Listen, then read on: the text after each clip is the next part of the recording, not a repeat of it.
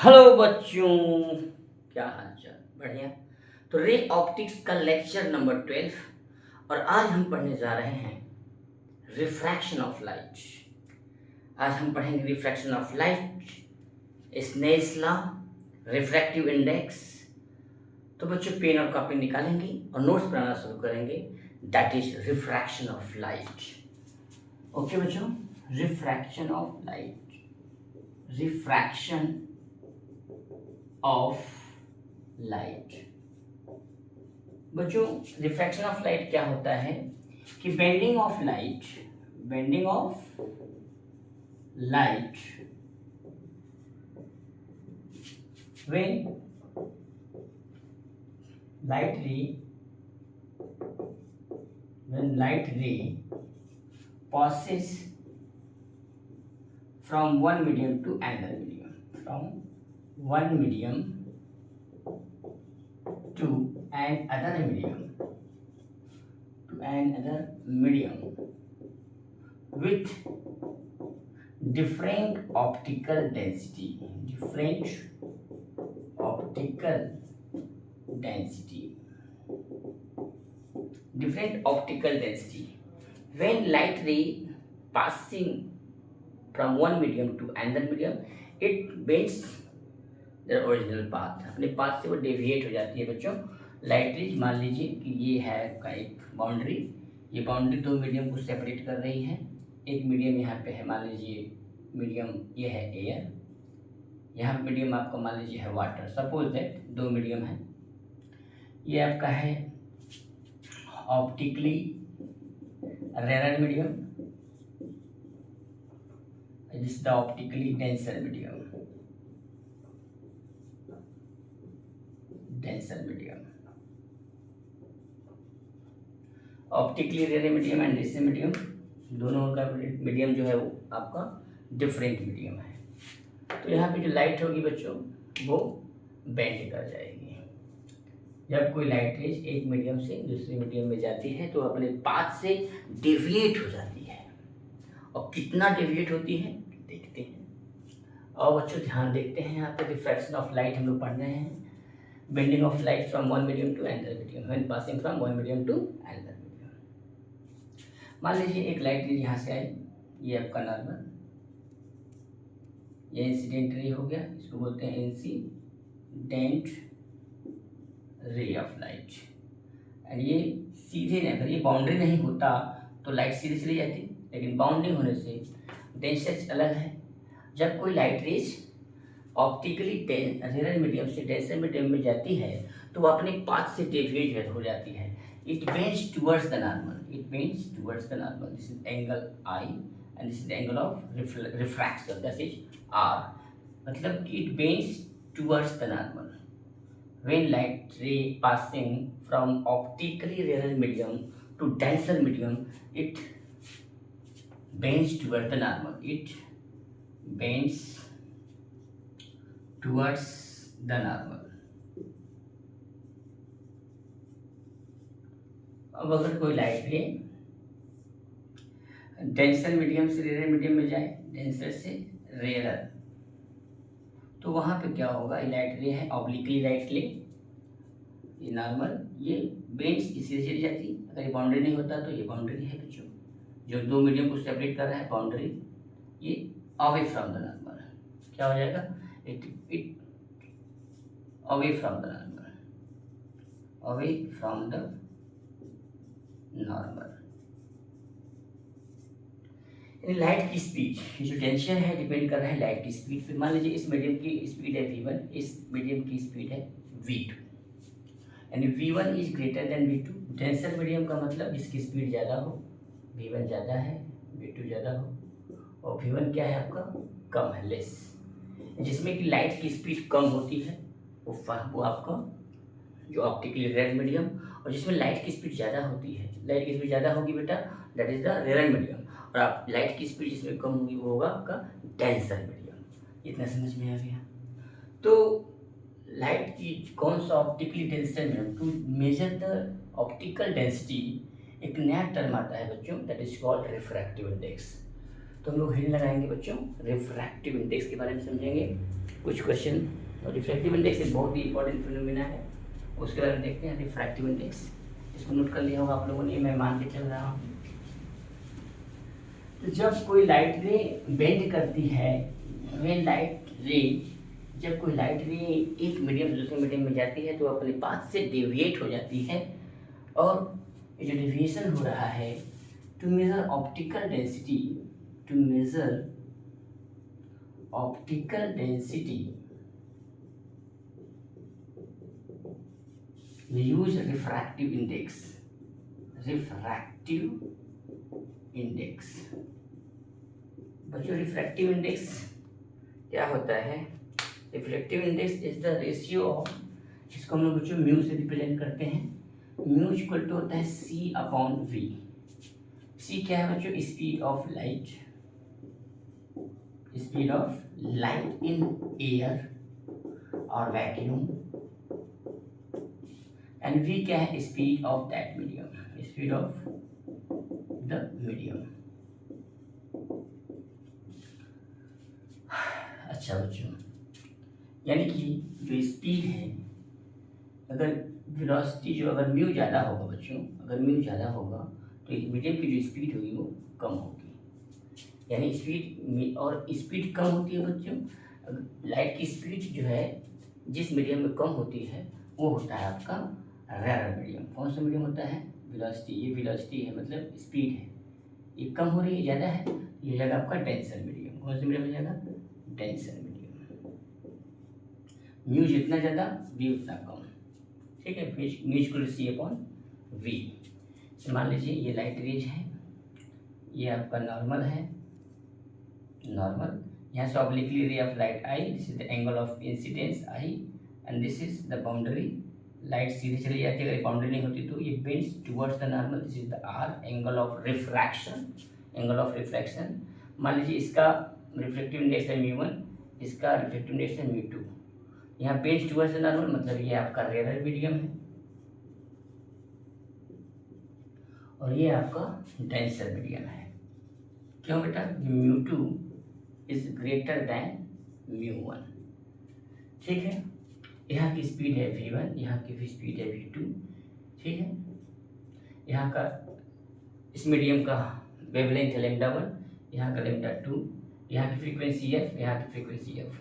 तो कभी जब ये जो फ्रीक्वेंसी है, जब कोई लाइट रे एक मीडियम से दूसरे मीडियम में जाती है तो उसकी फ्रीक्वेंसी चेंज नहीं होती है। Frequency does not depend on the medium, it depends on the source of light, जहाँ से लाइट मिट होती है, लाइट पास करती है। ये सोर्स ऑफ लाइट पर डिपेंड करता है, source of light, source of light, ठीक है। लाइट का सोर्स चेंज नहीं हो रहा है, फ्रीक्वेंसी चेंज नहीं होगी, लेकिन वेलोसिटी और वेवलेंथ चेंज हो जाएगा। तो बच्चों म्यू1 म्यू2,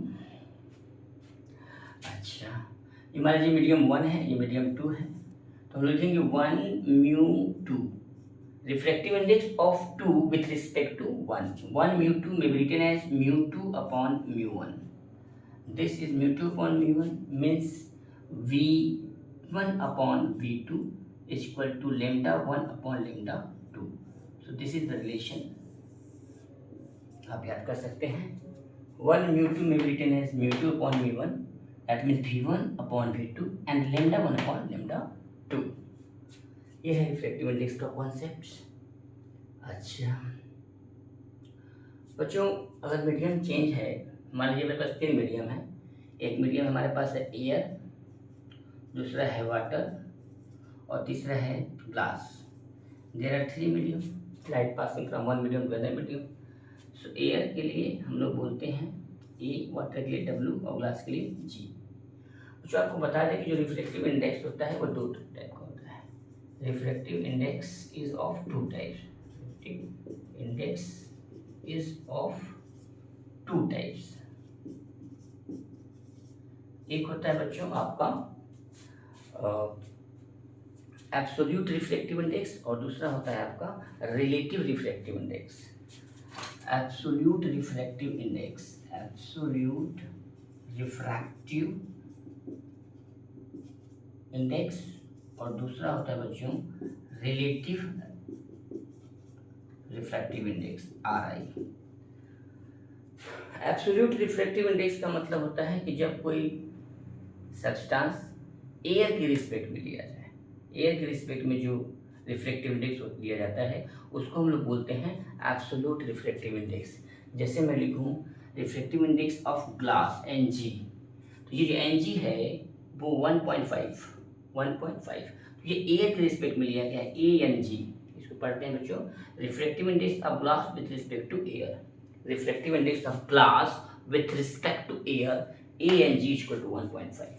सो जिसमें मैं लिखूँ W, आप लिख सकते हैं A ए साइलेंट भी हो सकता है।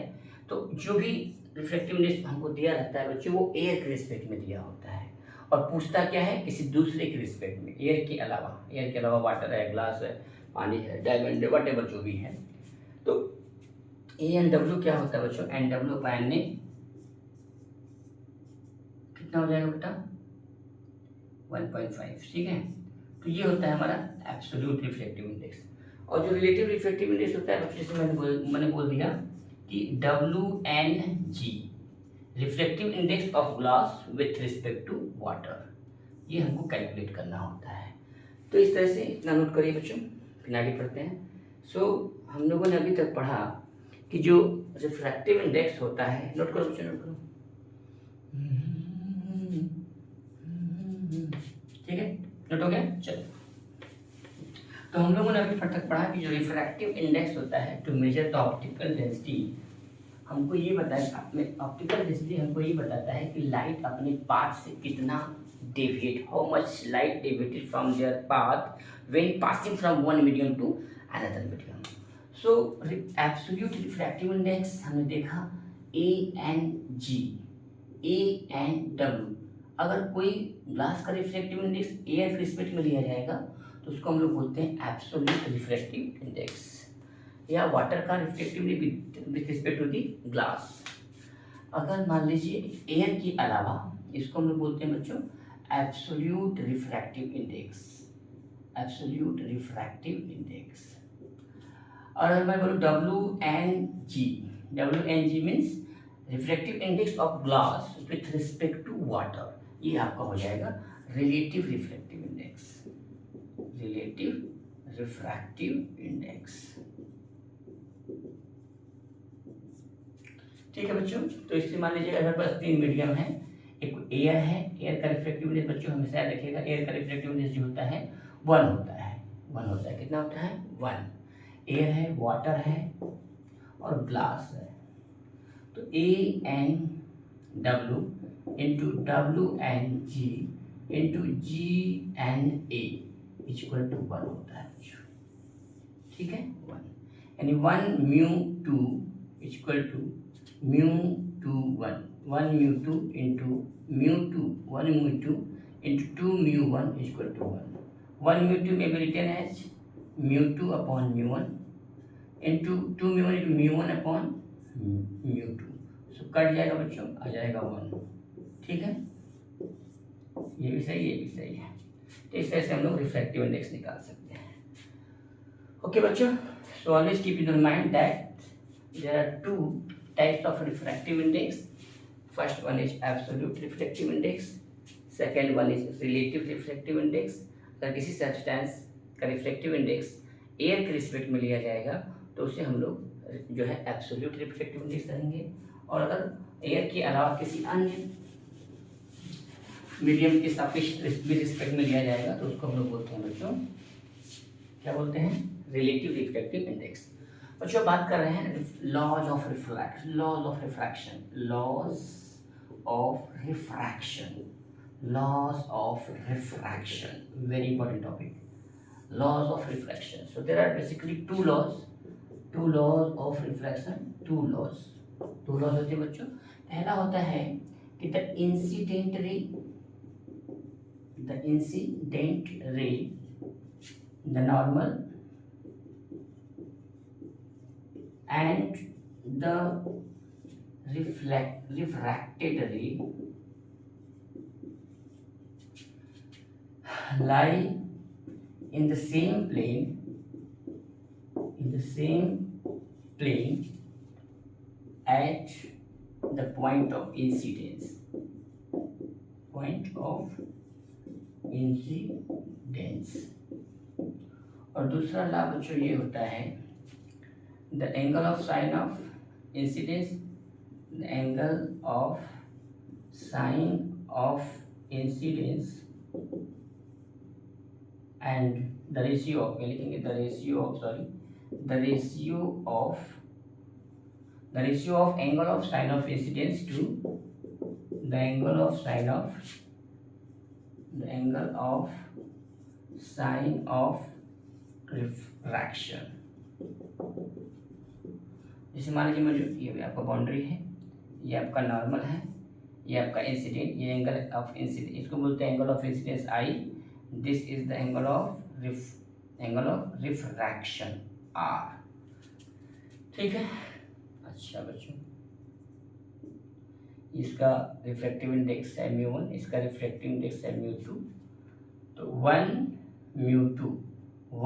μ2 is equal to angle of sine i, मतलब sine i upon sine r, this is the Snell's, this is called Snell's law. क्या बोले बच्चों, स्नेल्स लॉ, स्नेल्स लॉ। यानी μ1 sin i1, μ1 sin i, अब ऐसे लिखते हैं μ1 sin i is equal to μ2 sin r, μ1 sin i is equal to μ2 sin r। यह है स्नेल्स लॉ। 1 μ2 मीन्स मतलब μ2 upon μ1, μ1 is the refractive index, sin i upon sin r। So this is laws of refraction, two types। यहाँ तक note करें बच्चों, फिर कुछ numerical लेके आते हैं। ठीक है, चलो ओके बेटा।